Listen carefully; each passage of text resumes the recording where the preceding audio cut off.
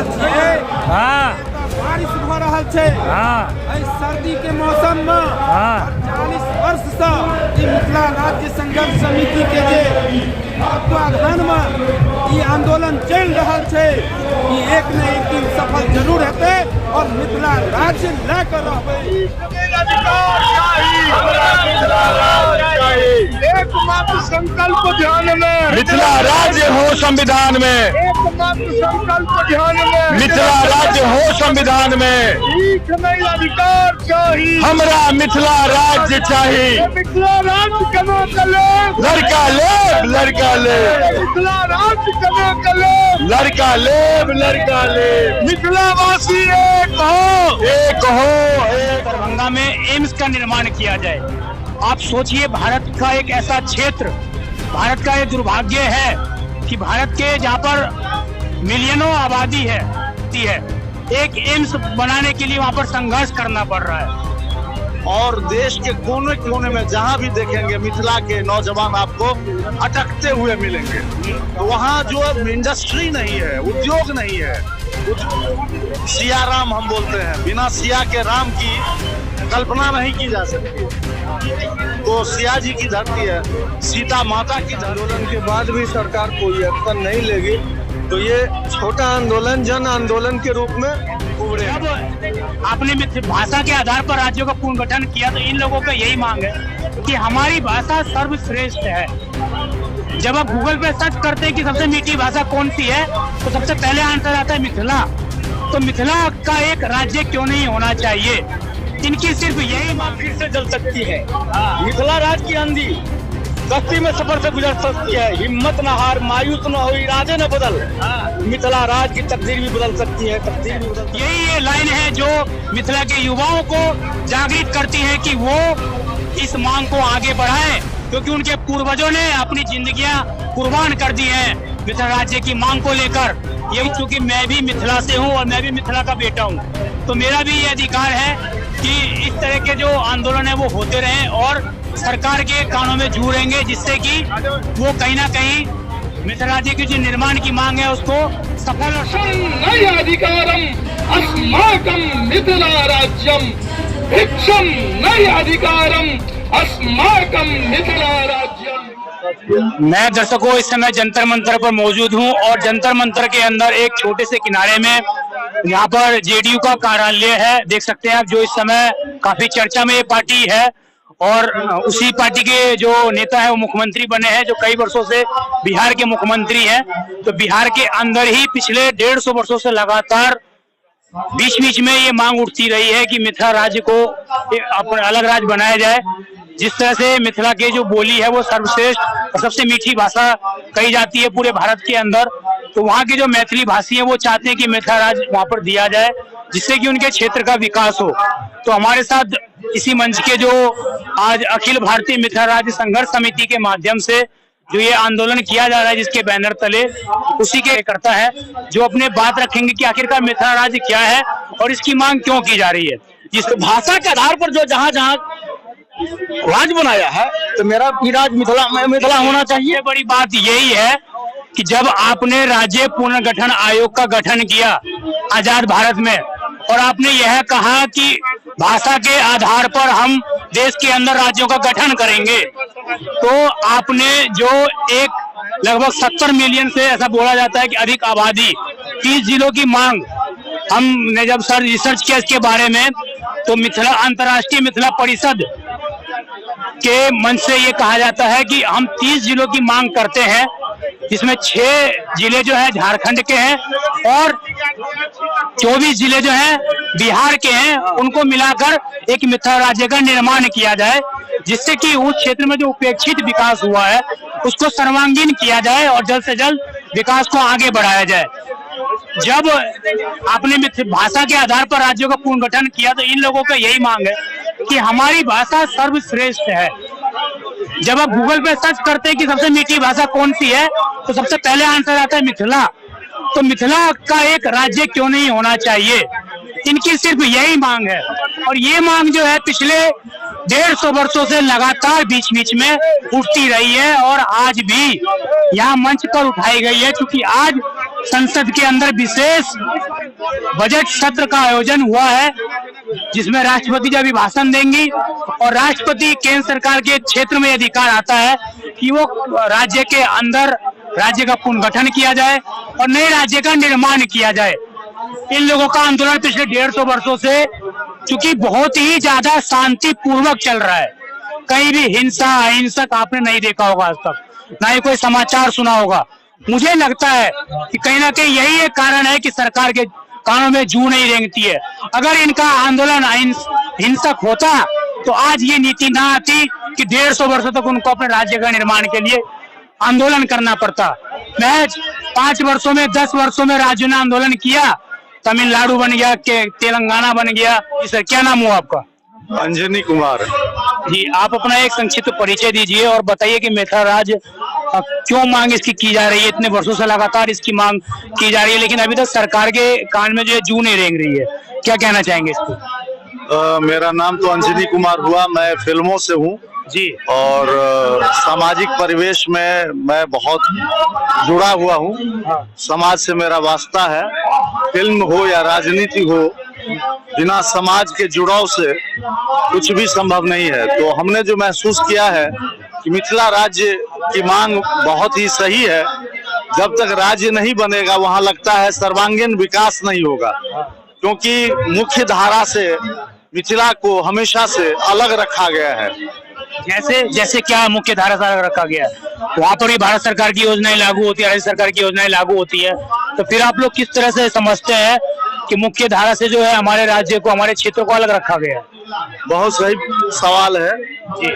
आज तक वहाँ माइग्रेशन जो है उस पे रोक नहीं लगा, कोई इंडस्ट्री उस तरह की नहीं पनपी, बेरोजगारी जो है वो समस्या मुंह बाए हुई है और देश के कोने कोने में जहां भी देखेंगे मिथिला के नौजवान आपको भटकते हुए मिलेंगे।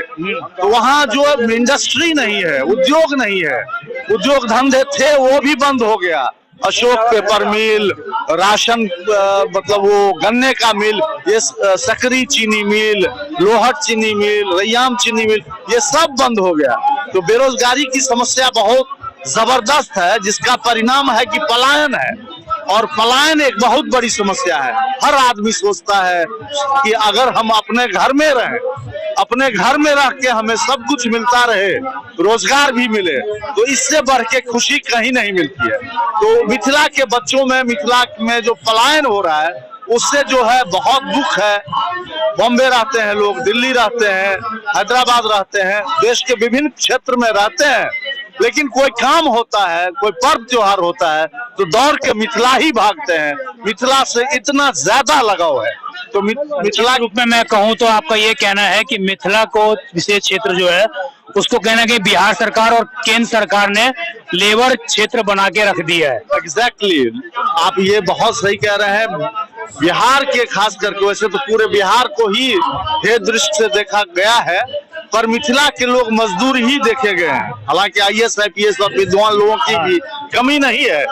वो धरती हमेशा कुछ न कुछ बड़े लोगों को ही जन्म दिया है, ऐतिहासिक धरती है, लेकिन उसको जो सही दर्जा मिलना चाहिए वो नहीं मिल पा रहा है। इसके लिए मांग बहुत उचित है, मांग बहुत उचित है।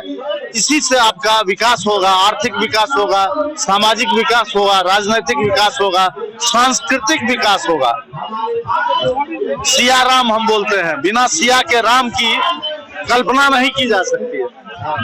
तो सिया जी की धरती है, सीता माता की धरती है, उसे उपेक्षित करना अच्छी बात नहीं। इतने वर्षों से लगातार जो अभी हाल ही में चर्चा में रहे हैं बिहार के मुख्यमंत्री नीतीश कुमार, क्या आप एक तरह से नीतीश कुमार को भी इस बात का जिम्मेदार मानते हैं कि उन्होंने इतने वर्षों तक लगातार कार्यकाल बिहार में मुख्यमंत्री रहे वो, और क्या आप इस बात को जिम्मेदार नीतीश कुमार को मानते हैं कि मिथिला का विकास नहीं हुआ? इसमें कहीं ना कहीं नीतीश कुमार भी एक बाधक है। मैं तो हर उन राजनेताओं को जिम्मेदार मानता हूं जिन्हें संविधान के तरफ से और जनता चुनती है, जनता चुन के संसद में भेजती है, राज्य सरकार में बनाती है, मंत्री बनाती है, मुख्यमंत्री बनाती है। उसकी नैतिक जिम्मेदारी उसकी नैतिक जिम्मेदारी बनती है विकास के लिए। सारे नेता, all the leaders of our society are responsible for the development of the society. 2022 में इसी जंतर मंतर पर आकर 10,000 से अत्यधिक जो कार्यकर्ता है मिथिला यूथ, उन्होंने इसी संसद यहाँ से मार्च कर संसद भवन तक ये दिखाने का प्रयास किया था कि मिथिला के यूथ सोए हुए नहीं है, वो जगे हुए हैं और वो एक ना एक दिन मिथिला राज्य की जो मांग है उसको प्रखर रूप से जमीन पर उतारेंगे। आपको बता दूं कि अभी 4-5 वर्षों पहले से लगातार ये मांग चल रही है कि मिथिला के अंदर दरभंगा में एम्स का निर्माण किया जाए।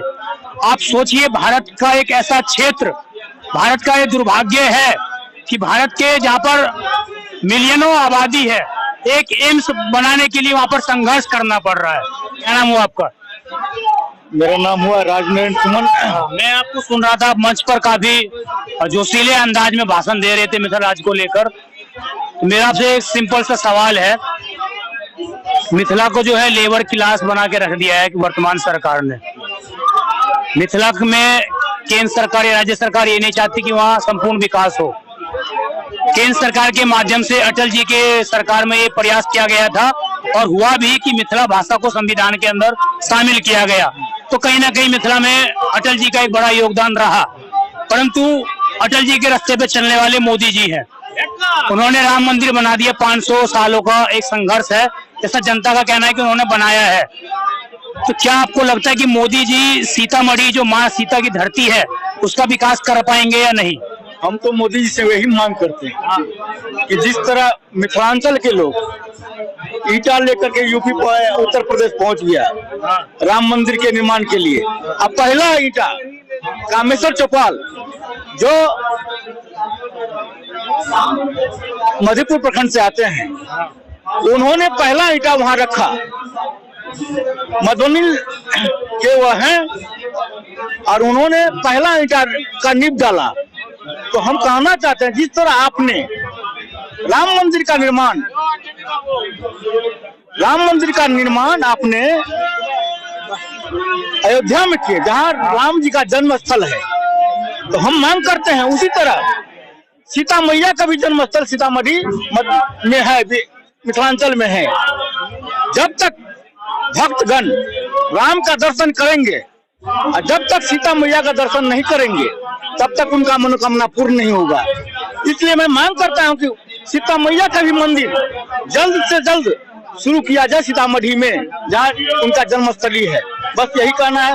वैसे तो मिथिलांचल में अभी कुछ नहीं है, सिर्फ नदी है, कोसी, कमला, बलान, इधर गंगा जी भी आ जाते हैं मिथिलांचल में। तो वहाँ के किसान भी वैसे हैं, एक भी नहर सुदृढ़ नहीं है, सिर्फ पंपिंग सेट से लोग पटाते हैं। नहर का पानी का लोग आंख नहीं देखते हैं। नहर का पानी नदी में बह जाता है, उसका पानी यूज होना चाहिए, जिससे किसान जो है अपनी भूमि को हर एक फसल का उपजाऊ कर सके। हाँ, इस पर भी ध्यान देना है। और मिथिलांचल में यूनिवर्सिटी, एक दरभंगा यूनिवर्सिटी है, अदर यूनिवर्सिटी भी बनाया जाए, वहाँ एम्स का निर्माण भी करवाया जाए, वहाँ अच्छे इंजीनियरिंग कॉलेज खुलवाया जाए। अगर ये सब चीजें मांग पूरी कर दी जाती है केंद्र सरकार के माध्यम से, राज्य सरकार के माध्यम से, तो क्या आप लोग मिथिला राज्य की जो मांग है उसको मांगना खत्म कर देंगे या जारी रखेंगे? जी नहीं, मिथिला राज्य हम लोग का, वहाँ का मिथिला का जो भाषा है मैथिली, वो बहुत मिठास भाषा है। हाँ, और यह भाषा मोदी जी भी जानते हैं कितना मिठास भाषा है। ऐसा भाषा मिठास किसी भी क्षेत्र में नहीं है, किसी भी देश में नहीं है। मिठास भाषा किसी भी भारत के राज्य में नहीं है। तो भाषा का राज्य जो भाषा के आधार पर वो विकसित हो गए, लेकिन जो राज्य जब भारत आजाद भी नहीं हुआ था तब से ब्रिटिश सरकार के माध्यम से ये मांग की जा रही है कि राज्य का निर्माण किया जाए, परंतु आप नहीं कर रहे हैं। इसका मेन कारण यही है कि आपके अंदर महत्वाकांक्षा नहीं है, आप चाहते नहीं है, आपके जो वोट बैंक है उस पर असर पड़ेगा। क्योंकि ऐसा माना जाता है कि अधिकतर जो दलित समाज है वो बिहार के अन्य क्षेत्रों में रहता है, मिथिला में अधिकतर जो है स्वर्ण समाज के लोग ज्यादातर रहते हैं। तो कहीं ना कहीं आप लोगों का ये भी एक राजनीति का कारण है कि आप लोग नहीं चाहते हैं कि मिथिला राज्य को संकल्पित किया जाए। बूझी समा फिर से जल सकती है। मिथिला राज्य की आंधी कश्ती में सफर से गुजर सकती है। हिम्मत न हार, मायूस न हो, इरादे न बदल। मिथिला राज्य की तकदीर भी बदल सकती है, तकदीर भी बदल सकती है। एक और है, परिश्रम से जो डरते हैं जलीले खार होते हैं। बदल दे वक्त की तकदीर वे खुददार होते हैं। हजारों डूबते हैं ना खुदाओं के भरोसे पर, जो मेहनत करते हैं, परिश्रम करते हैं, वही अक्सर पार होते हैं, वही अक्सर पार होते हैं। धन्यवाद। यही जो लाइनें हैं, यही लाइनें कहीं ना कहीं जो आज अखिल भारतीय मिथिला राज्य संघर्ष समिति है उसके जोश का ताकत है। यही ये लाइन है जो मिथिला के युवाओं को जागृत करती है कि वो इस मांग को आगे बढ़ाएं, क्योंकि उनके पूर्वजों ने अपनी जिंदगियां कुर्बान कर दी हैं मिथिला राज्य की मांग को लेकर। ये वो लाइनें हैं जो चाहती है कि किसी न किसी तरह से शांति पूर्वक हमें हमारा अधिकार दिया जाए, क्योंकि इनका नारा भी यही है, भीख नहीं अधिकार चाहिए, हमारा मिथिला राज्य चाहिए। आप ये देख सकते हैं कि ये जो है इस तरह से संस्था का पत्र है। इस पत्र के आधार पर जो है हस्ताक्षर अभियान चलाया जा रहा है। जिस तरह से मैं इसके बारे में जानना चाहूंगा, ये जो आप हस्ताक्षर अभियान चला रहे हैं, इसका ये जो आप ये देखिए ज्ञापन है यहाँ पर, सेवा में महामहिम राष्ट्रपति भारतीय गणराज्य, राष्ट्रपति को जो है आज यहाँ मंच के माध्यम से ये पत्र सौंपा जाएगा, ये ज्ञापन सौंपा जाएगा और मिथिला राज्य की जो वर्षों से मांग है उसको पुनः जागृत किया जाएगा। यहाँ पर हस्ताक्षर अभियान भी चलाए गए हैं, उसको लेकर मैं जानना चाहूंगा जो हस्ताक्षर अभियान चलाया गया है इसका मुख्य उद्देश्य क्या है? हस्ताक्षर अभियान, मैं प्रोफेसर अमरेंद्र झा, अंतर्राष्ट्रीय संयोजक अखिल भारतीय मिथिला राज्य संघर्ष समिति। हस्ताक्षर अभियान का मुख्य उद्देश्य है जो अगले बार जो मानसून सत्र होगा उसमें 10 लाख हस्ताक्षर युक्त ज्ञापन महामहिम राष्ट्रपति, माननीय प्रधानमंत्री और माननीय गृह मंत्री को सुपुर्द किया जाएगा। उसमें खास करके राष्ट्रीय राजधानी क्षेत्र में रहने वाले तमाम मिथिला के लोग जो किसी भी जन संगठन से, किसी भी राजनीतिक दल से, किसी भी संस्था से जुड़े हुए हैं, उन तमाम लोगों को उनको नोट किया जा रहा है और ये कार्यक्रम चल रहा है। देखिए, मैंने अपने इस वीडियो में कई ऐसी बाइट दे दी होंगी जिससे कि ऐसा लगा होगा कि कहीं ना कहीं ये चाहता है कि मिथिला राज्य निर्माण हो। मैं चाहता हूं क्योंकि मैं भी मिथिला से हूं और मैं भी मिथिला का बेटा हूं, तो मेरा भी ये अधिकार है कि इस तरह के जो आंदोलन है वो होते रहें और सरकार के कानों में जूरेंगे, जिससे कि वो कहीं ना कहीं मिथिला राज्य की जो निर्माण की मांग है उसको सफल और सकल बनाए। आप देख रहे थे जनता की आवाज जनपक्ष टीवी, मैं विजय ठाकुर टीवी के लिए। धन्यवाद।